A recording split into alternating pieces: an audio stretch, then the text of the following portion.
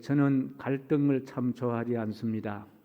그리고 담을 쌓고 지내는 것을 좋아하지 않습니다.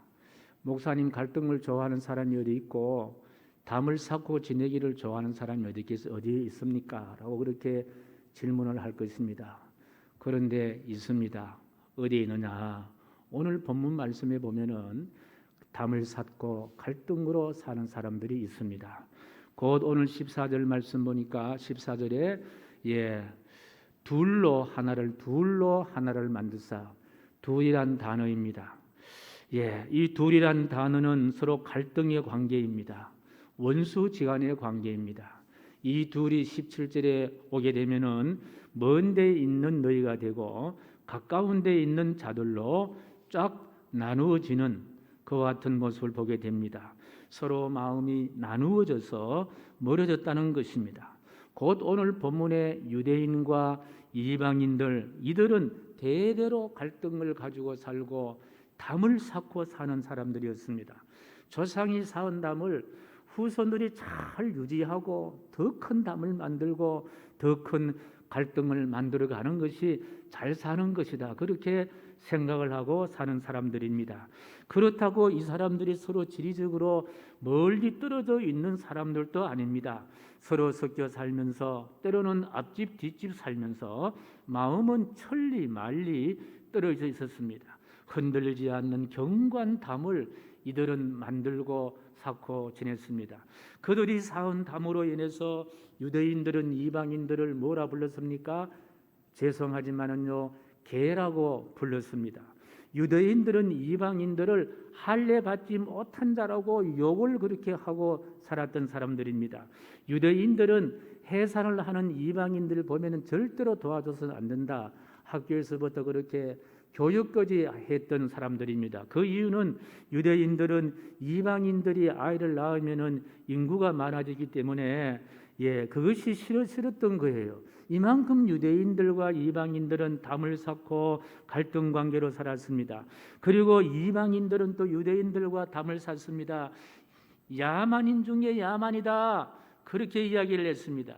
유대인들은 이 땅에서 멸종되어야 할 민족들이다, 그렇게 막 욕설을 퍼부으면서 그렇게 살았습니다.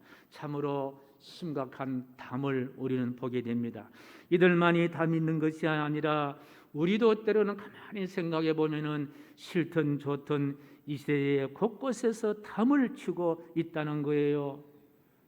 많이 가진 자와 가지지 못한 자 사이에 보이지 않는 담이 있습니다. 배운 자와 배우지 못한 자의 사이에도 보이지 않는 담이 있어요. 강한 나라와 약한 나라 사이에서도 보이지 않는 담이 있습니다. 허물지 못하는 담이 있습니다. 아직도 무너질 낌새가 보이지 않는 남북한의 이념적인 그와 같은 담도 있잖아요. 동서간의 편견의 담도 있고, 때로는 어느 곳에 태어났느냐 지방을 따지는 그런 담도 있습니다. 때로는 세대와 세대 간의 그런 담도 있습니다. 이 담 때문에 서로 간에 상처를 만들고, 이 담 때문에 행복이 빼앗기고, 이 담 때문에 때로는 살인까지 불러오기도 하고, 이 담 때문에 때로는 전쟁까지 일어나는 담입니다. 문제는 담이 주는 피해가 얼마나 크다는 사실을 고스란히 우리가 다 받으면서도, 이렇게 우리들 사이에 담이 주는 피해를 우리가 알면서도 더 큰 고통은 이 담을 무너뜨릴 수 있는 힘이 우리에게 없다는 거예요. 이 담을 허물어뜨릴 수 있는 능력이 우리에게 없다는 것입니다. 오늘 본문의 담은 놀랍게도 교회 안에 존재하는 담이에요. 어디 안에요? 교회 안에 존재하는 담 이야기입니다. 의아스럽기도 하지만 교회 중간에 큰 담이 막혀 있다고 그렇게 말씀하고 있습니다. 바로 이 에베소 교회 안에 담 이야기가 오늘 본문에 기록되어 있습니다. 바울이 참으로 심려를 기울여서 그 에베소 교회, 에베소 지역에 복음을 전했더니 웬걸 예수님을 영접하는 사람들이 하나둘 생기면서 에베소 교회가 이루어진 거예요. 에베소 교회가 탄생된 거예요. 복음의 강력한 힘으로 유대인도 구원을 받아서 에베소 교회 교인이 되었고, 그리고 예수님을 영접한 이방인들도 예수 믿고 구원받아서 교회에 출석을 하게 되었다는 거예요. 우리가 앞에도 말씀드렸습니다마는 유대인과 이방인들은 우리가 잘 아는 대로 서로 담을 쌓고 등을 돌리고 사는 원수지간들입니다. 그런데 이들이 교회에 들어와서 예배를 드리지만요, 중간에 막힌담은 그대로 두고 있는 거예요. 중간에 막힌 담을 그대로 두고 예배를 드렸다는 거예요. 허물지 못하는지 허물지 아니하는지. 그런데 이런 예배 여러분 하나님이 받으실까요? 안 받으실까요? 이 담을 다 중간에 놓고 예배 드리는 예배를 하나님 받으실까요? 안 받으실까요? 그러네요. 우리 성도님은 에베소 교인교보다 훨씬 더 위대하십니다. 마태복음 5장 23절과 24절 말씀 같이 읽습니다. 시작. 그러므로 예물을 제단에 드리다가 거기서 내 형제에게 원망 들을 만한 일이 있는 것이 생각나거든 예물을 제단 앞에 두고 먼저 가서 형제와 화목하고 그 후에 와서 예물 드리라. 하나님께 헌금을 드리려고 준비했다가도 담이 있으면은 형제 간에 담이 있든지 가족 간에 담이 있든지 담이 있거든 먼저 그 담을 허물고 예물을 드려라. 하나님이 받으시는 예물도 담을 두고 드리는 예물은 안 받으시는데 하물며 하나님 앞에 예배 드리는 사람들이 담을 중간에 두고 예배 드린다면요, 그 예배 하나님이 받으실까? 안 받으신다는 거예요. 그래서 하나님은 바울을 통해서 말씀하십니다. 유대인들을 향하여 담을 허무세요. 담을 허물어야 합니다. 담을 허물고 예배를 드려야 합니다. 그리고 이방인을 미워하는 그 미움의 담을 허물고 예배를 드려야만이 하나님 받을 수가 있습니다. 이방인을 향해도 말씀하십니다. 담을 허무세요. 유대인들을 원망하는 그 담을 허물고 예배 드려야만이 하나님이 연락하는 예배입니다. 하나님이 받으시는 예배입니다. 그렇게 말씀하시는 거예요. 예. 그리고 담을 허물어야 할 이유를 오늘 본문 15절에서는 이렇게 말씀하십니다. 15절 말씀요. 예, 시작. 법조문으로 된 계명의 율법을 폐하셨으니 이는 이 둘로 자기 안에서 한 세 사람을 지어 화평하게 하시고. 율법으로는 유대인과 이방인이 서로 소통할 수 없는 관계예요. 이것 맞아요. 왜 그런가 하니까 유대인들은 할례를 받은 민족이고 이방인들은 할례를 받지 않은 민족입니다. 그러니 할례를 받은 사람과 할례를 받지 않은 사람들은 율법적으로 보면요 달라요. 분명히 다릅니다. 할례 받은 유대인과 할례 받지 못한 이방인은 다릅니다. 법조문으로는 구별된다는 거예요. 사람으로도 구별된다는 거예요. 그런데 예수 그리스도를 믿는 그리스도인이 된다는 것은 예수 안에서 하나의 새 사람으로 지원받는다는 거예요. 예수 믿는다는 것은 예수 안에서 하나의 새 사람, 이 새 사람들이 모여서 구성된 것이 바로 뭐냐? 그것이 바로 에클레시아 교회라는 말씀이에요. 그래서 예수 안에서 하나의 새 사람으로 지음을 받게 되었다는 거예요. 나는 유대인이다, 나는 이방인이다 라고 존재하는 것이 아니라 나는 그리스도인이다, 나는 유대인이요, 나는 할례 받은 사람이요, 나는 할례 받지 못한 사람으로 존재하는 것이 아니라 예수를 믿고 보면은 예수 안에서 그리스도인만 남는다는 거예요. 한번 따라하면 나는 그리스도인이다, 나는 그리스도인이다. 이처럼 오직 예수 그리스도 안에 거하는 하나의 사람이 되기 때문에 신분이나 족보나 혈통으로 쌓은 담이 허물어지는 것이 바로 어디냐? 그것이 바로 교회라는 거예요.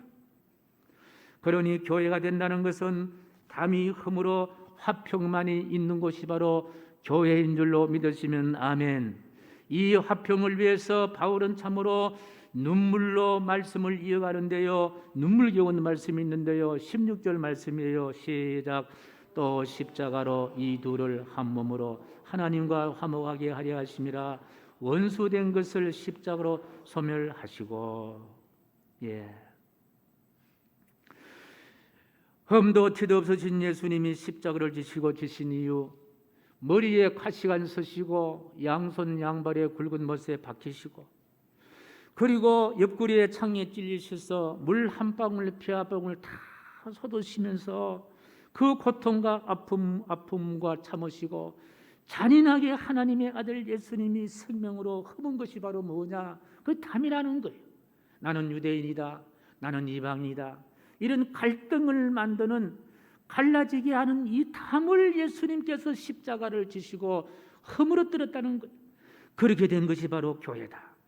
그리고 새롭게 만들어진 그 공동체가 교회라면은 이 교회 안에는 갈등의 담은 허물어지고 무슨 담만 남아야 되느냐? 따라합니다. 화목의 담. 화목의 담. 화목만이 남는 것이 바로 교회라는 거예요. 그 그리스도인이라는 거예요. 이 둘을 한 몸으로 하나님과 화목하게 하려 함이라 원수된 것을 십자가로 소멸하시고, 원수란 담이 무너지고 화목이란 견고한 새로운 담이 만들어진 것이 바로 교회예요. 그렇게 살기로 결단하고 다짐하는 것이 바로 그리스도인이요, 예수 그리스도 안에서 하나의 새 사람으로 세워지고 지어지고 만들어진 줄로 믿습니다. 그래서 원수란 담이 무너지고 내 안에서 진실로 화해가 자리 잡게 된다. 내가 있는 곳에 화해가 만들어집니다. 내가 누구를 만나든지 간에 화해의 꽃을 피울 수 있는 은혜의 삶이 되기를 주님의 이름으로 간절히 축복합니다. 그래서 여러분은 성경을 자세히 읽어가면요, 하나님의 역사는 반드시 결론이 뭐냐? 반드시 결론이 화해예요, 화목이에요, 평화예요, 기쁨이에요. 이 하나님의 역사예요. 하나님의 일의 결론이에요. 이유는 뭐냐? 하나님이 화해의 주체가 되시기 때문에 그렇다. 하나님이 계시는 곳에, 예수 그리스도의 십자가가 있는 곳에는요, 갈라진 담이, 갈라서게 하는 담은 허물어지고 예수 그리스도 안에서 하나의 새로운 사람, 하나의 새로운 공동체, 하나의 새 사람 만들어질 줄로 믿습니다. 그래서 원수로 살았던, 원죄로 살았던 그 신라곤이 된, 원죄로 신라곤이 된 아담의 후손을 하나님이 찾으시고 만나주시고 화해하시는 하나님의 화해의 계획이 있는 것이 바로 구약 성경이에요. 구약 성경은요, 신라곤을 한 아담과 하와의 자손들을 찾으시고 만나주시고 화목해 만들어 주실 계획이 있는 것이 바로 구약 성경이라면은, 신약은 이 하나님의 화해의 계획과 사건을 아들 예수님을 세상에 보내셔서 구체적으로 이 화목의 제물로 만드셔서 십자가의 사건으로 완성된 이야기에 있는 것이 바로 신약이에요. 구약은 화목의 계획이신 하나님의 이야기, 신약은 이 화목을 구체적으로 실현시키신 예수님의 스토리가 바로 신약입니다. 그래서 하나님이 이 화해의 사건을 학문적으로 정립한 사람이 있는데요, 이분이 그 유명한 칼발트라는 사람이에요.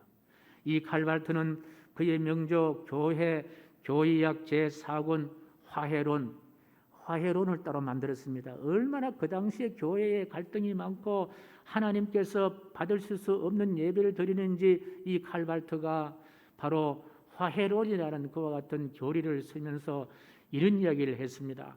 화해란 구약 성경과 신약 성경에 나타난 복음의 가장 본질적인 부분이 바로 화해다. 예수 믿으면 뭐가 되느냐? 물론 구원받아 하나님의 자녀가 됩니다마는 어떤 사람이 되느냐? 화해의 사람, 화목의 사람, 피스메이커, 평화의 사람이 된다는 거예요. 이게 특징이라는 거예요. 예수 믿지 않을 때는, 예수님이 내 안에 없을 때는 다투고 갈등을 일으키고 그렇게 갈라치기를 하지만은 예수의 영이 내 안에 오면은 화목이라는 거예요. 그분이 있는 곳은 화목이 일어난다는 거예요. 어떤 갈등의 현장이라도 그분이 가시면은요, 화목이 일어납니다. 예수님이 계시는 곳에는 십자가가 있습니다. 십자가 있는 곳에는요, 화목의 역사밖에 없는 거예요. 평화의 역사밖에 없는 거예요. 평안의 역사밖에 없는 거예요. 그래서 화해란 구약 성경과 신약 사건에서 나타난 복음의 가장 본질적인 부분이요, 핵심적인 가치다. 성경에서 화해를 제거한다면 더 이상 성경책이 아니다. 이유도까지 이야기했습니다. 우리가 성경을 읽어가고 성경을 듣고 성경을 실천하는데요, 화해, 화목을 빼버리면요, 성경이 아니라는 거예요. 할렐루야. 우리는 읽는 성경도 있지만요, 몸으로 실천해야 할 저와 여러분들이 하나의 성경으로 움직이는 성경으로 우리가 살아가야 할 텐데, 그렇다면 우리가 있는 곳에 뭐가 일어나야 됩니까? 화목이 일어나야 될 줄로 믿습니다. 여러분의 가정에도 화목한 가정 되기를 축복합니다. 여러분의 자녀들도요, 화목이 최고예요. 화목이 최고예요. 예. 우리 부모의 입장에서 자녀들이 돈을 많이 벌어오는 것도 물론 필요하겠지만 중요한 것이 뭐냐? 오손도손 화목하게 사는 게 최고예요. 기쁨으로 사는 게 최고예요. 행복함으로 사는 게 최고라는 거예요. 예수님 있는 곳에 화목이 일어납니다. 성경 말씀이 떨어지는 곳에 화해가 있다는 거예요. 십자가가 있는 곳에 갈라지는 것이 아니라 서로 모을 수 있다는 거예요. 손잡는다는 거예요. 악수한다는 거예요. 서로 격려하고 위로하고 서로 북돋아주고 서로 손잡고 살아가게 될 줄로 믿습니다. 할렐루야. 이처럼 화해는 성경의 핵심입니다. 내가 그리스도인이 되고 신앙인이 되는 일에 화해의 가치를 제외하고는요, 생각할 수가 없다는 거예요. 그래서 그리스도인이 모인 교회는 어떤 공동체이냐? 화해의 공동체가 된다는 겁니다. 화해가 교회의 본질입니다. 저는 그래 봅니다. 화해가 교회의 설립 목적이에요. 화해가 신앙생활의 핵심 가치예요. 누가 예수 잘 믿는 사람이냐? 화목하게 사는 사람이 예수 잘 믿는 사람이에요. 누가 정말 예수께 인정받느냐? 내 안에 화목이 있는 거예요. 누구든지 만나도 좋은 거예요. 기쁜 거예요. 즐거운 거예요. 그저 아침에 일어나서 눈을 뜨는 것만 해도 감사한 거예요. 고마운 거예요. 저는 오늘요, 일부 예배 열어보면서 마음속에 너무 고마운 마음이 생깁니다. 하나님이 이렇게 코로나19 가운데도 마스크를 하시고 오늘 일부 예배 나오신 한 분 한 분들 때문에 하나님 빨리 코로나를 해결해 주세요. 오늘의 어려운 상황 가운데도 주 예전에 나와서 하나님과 화목하기 위해서 머무르시면서 눈을 보시고 우리의 기도를 들으시고 속히 우리나라도 백신을 빨리 접종할 수 있도록 주님 도와주시고 예배드리는 것이 더 좋고 기쁘고 걸림돌이 되지 아니하도록 역사하여 주시옵소서. 그 화해의 본질을 위해서, 그 목적을 위해서, 그 가치를 위해서 사도 바울은 에베소 교회 교인들에게 예수님이 십자가에 달려 돌아가셨다. 예수님의 십자가의 희생을 생각해서라도 내 마음속에 화목을 만들어가자. 화해의 공동체를 해야 된다. 유대인이 뭐 필요하고 이방인이 뭐 필요하냐? 모두가 다 죄인이 아니냐? 다 예수 십자가 안에서 참여를 하고 용서를 받아야 할 그와 같은 죄인들이 아니냐? 그런데 할례를 받았다고 천국 가고 할례를 받지 못했다고 지옥 가느냐? 그건 율법이야. 예수님이 오신 건 율법을 완전히 완성시키기 위해 예수님이 오셨는데 그 완성이 뭐냐? 유대인과 이방인이 하나가 되는 거야. 한 마음이 되는 거야. 한 뜻이 되는 거야. 하나의 공동체로서 하나의 목적을 향하여 나가는 것이 바로 에베소 교회 교인들이 되어야 된다는 거야. 그걸 오늘 우리에게 말씀해 주시고 있습니다. 사랑하는 성도 여러분, 저는 이 말씀을 읽으면서 이 자리가 우리가 교회라면요, 우리는 화해를 만들어 가야 할 막중한 책임이 있다는 거예요. 화해를 위해 우리가 십자가를 져야 하면요, 그 십자가도 기꺼이 져야 될 줄로 믿습니다. 화해를 위하여 우리가 매를 맞아야 한다면요, 그 매도 우리가 기꺼이 맞아야 될 줄로 믿습니다. 화해를 위해 우리가 핍박을 받아야 한다면요, 그 핍박도 우리가 두려워해서는 안 된다. 그 이유는 우리가 교회요, 우리가 그리스도를 본받아 살아가야 할 하나님의 자녀이기 때문에 그렇다. 무엇보다도 우리가 하나님의 권속이기 때문에 우리가 화목하고 화해롭게 살아야 할 이유가 있다는 거예요. 자, 그러므로 오늘 19절 말씀 보겠습니다. 시작. 그러므로 이제부터 너희는 외인도 아니요 나그네도 아니요 오직 성도들과 동일한 시민이요 하나님의 권속이라. 너는 이방인도 아니다. 너는 유대인도 아니다. 너는 유대인이 유대인으로부터 무시받아야 할 이방인도 아니고 너는 이방인으로부터 공격받아야 할 유대인이 아니야. 교회 안에는 유대인과 이방인이 존재하는 것이 아니라 예수 그리스도 안에서 하나의 새롭게 이루어진 새 사람으로만 존재하는 것이 바로 교회라는 거예요. 무엇보다도 우리가 한 분의 예수님 안에서 하나의 성전이 되어간다는 거예요. 그리고 21절 그렇게 말씀하고 시작. 그 안에서 건물마다 서로 연결하여 주 안에서 성전이 되어가고. 할렐루야. 우리 하나님은 저와 여러분들을 예수 그리스도 안에서 성전이 되어갈 수 있도록 성전으로서 만들어 주신 줄로 믿습니다. 그래서 예수를 믿는다는 말은 갈등의 담을 허무는 결단과 행위가 바로 예수를 믿는 거예요. 허물어진 담을 아까워하거나 다시 샀지 않음이 바로 그리스도인이라는 말씀입니다. 형제 눈에 티를 보는 것이 아니라 내 눈에 볼 수 있으면 들보를 보는 것이 바로 그리스도인이라는 거예요. 서로 허물을 덮어주고 서로 좋은 것은 칭찬해주고 서로 격려하고 서로 사랑하기도 바쁜 세월이에요. 생각해 보십시오. 2020년 2020이 같은 숫자가 겹쳐졌다고 얼마나 우리가 희망차게 출발했습니까? 그런데 어떻게 됐냐면 눈에 보이지 않은 코로나가 이거 올라와서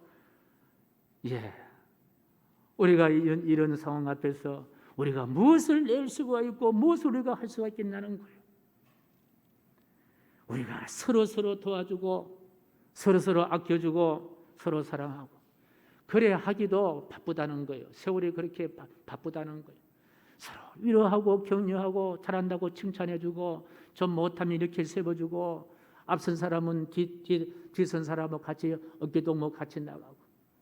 할렐루야. 그래서 누가복음 15장 58절 이런 말씀은 기록되어 있습니다. 누가복음 15장 12장 58절 시작. 내가 너를 고발하는 자와 함께 법관에 갈 때에 길에서 화해하기를 힘쓰라. 그가 너를 재판장에 끌고 가고 재판장이 너를 옥졸에게 넘겨주어 옥졸이 옥에 가둘까 염려하라. 재판장으로 가다가 화해하라는 거예요. 잠언 15장 17절에 이런 말씀이 기록되어 있습니다. 잠언 시작. 채소를 먹으며 서로 사랑하는 것이 살찐 소를 먹으며 서로 미워하는 것보다도 나으니라. 세상 사람들은요, 아이고 채소보다는 소고기가 낫지요. 그렇게 이야기하고. 그런데 그게 중요한 게 아니에요. 우리가 살코기를 먹느냐 채소를 먹느냐가 중요하지 않은 거예요. 뭐가 중요하냐? 미워하는 것보다도 화해하는 게 화목하는 게 좋다는 거예요. 여러분 이래 살아보시니까 그런 것 같지 그죠? 잘 먹고 이게 중요한 것이 아니라 그저 채소를 먹는다 하더라도 서로 오손도손하게 화목하게 사는 것이 그 성경적인 삶의 원리고 잘 사는 원리라는 거예요. 오늘 사도 바울은 에베소 교회가 얼마나 에베소 교회가 돈도 많은 교회고요. 부유하고 에베소라는 항구 도시이기 때문에 무역업을 했기 때문에 굉장히 부유한 교회였습니다. 그런데요 갈라진 거예요. 아무 소용이 없다라는 거예요. 왜? 십자가의 원리를 생각하니까 왜 예수님이 십자가를 졌느냐는 거예요. 나 같은 죄인 살려주셔서 서로 화목하고 화해하는 삶을 만들어주시기 위함이다. 참으로 비극적인 사건 하나를 소개하겠는데요. 1919년 3.1 만세운동이 일어났을 때 수원의 향남면 제암리라는 데서 4월 15일 날 오후 2시경에 일본 육군 중위 아리타 도시오가 일단의 일본 군경을 이끌고 제암리에 도착합니다. 주민들을 통보할 소식들이 있다고 제암리 교회당에 다 모이게 한 후에 대부분이 그 마을이 교회였다고 합니다. 한 30명의 주민이 모이자 그들은 교회당 예배당 출입문을 봉쇄하고 문을 잠간 다음에 교회당의 예배당에 휘발유를 붓고 불을 질러버린 거예요. 여러분 다 아는 사건입니다. 살기 위해서 창밖으로 탈출하는 주민들에게는 집중 사격을 또 가하게 했고 한 부인이 어린아이를 창밖으로 내놓고 이 아이만은 살려주십시오. 애걸복걸했지만은 사격에 이어서 어머니와 아이를 함께 창으로 찔러 죽였던 이 끔찍한 사건이 일어난 곳이 제암리라는 곳입니다. 절규 소리가 잦아들면서 예배당은 마침내 한 줌의 잿더미로 변해버린 거예요. 이날 예배당 안에서 죽은 사람만 22명, 뜰에서 죽은 사람이 6명이었다고 합니다. 일본인들의 만행은 여기서 그치지 않고 제암리 마을이 한 31, 한 31호, 31가구가 됐는데 모두 다 불태워버린 거예요. 참 못된 사람들이 따져보면요, 이 사람이 악한 마음이 이렇게 악하다는 거예요. 이런 천인 공로할 사건을 자행한 자들과 화해를 하자, 화목하자, 이게 가능하겠냐는 거예요. 가능하겠어, 불가능하겠어요? 예. 나의 가족 중 남편과 아내가 또 내 자식이 죽어갔다는 사건 앞에서 화해하고 용서가 일어날 수 있겠냐는 거예요.